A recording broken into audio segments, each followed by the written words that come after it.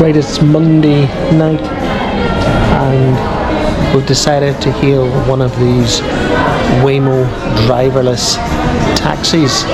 They've got a fleet of Jaguar iPaces and 10 minutes to pick up. 10 minutes to pick up according to the app. It's a bit confusing to use compared to Uber, but let's see what happens. We're going to go up to the House of NanKing's in Kenny Street for Chinese. Well, that was what Brandon recommended.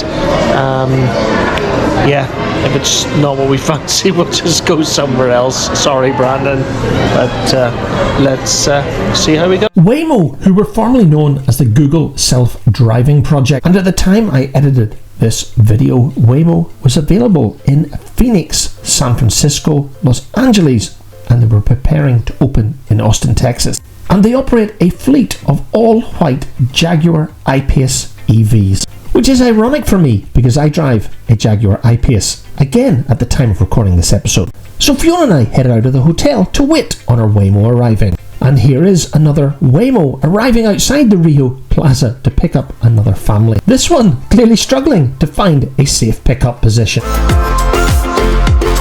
And with Fiona keeping a beady eye on the Waymo app on my iPhone, I stood waiting for our Waymo to arrive, and it didn't take that long.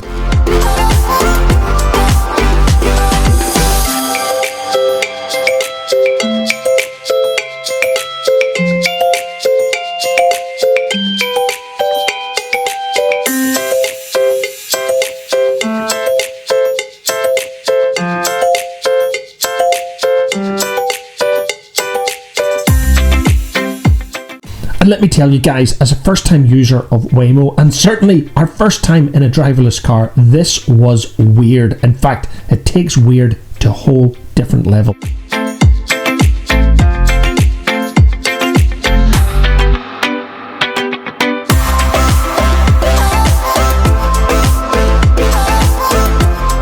I know there has been a lot of criticism of driverless car technology over recent years. Let me tell you guys, as an IT guy and therefore a tech geek, I love it. And let's face it, that the vast majority of car crashes these days are due to driver error. So if this kind of technology can reduce crashes and save lives, what's wrong with it? The only thing that I can envisage is in crazy litigious America, there are probably thousands, if not hundreds of thousands of fat cat lawyers confused and unable to work out who's at fault and therefore who they can sue when accidents happen. So as soon as my own Jaguar I-Pace is capable of driving drunk Graham home from the pub, I'm all in, guys.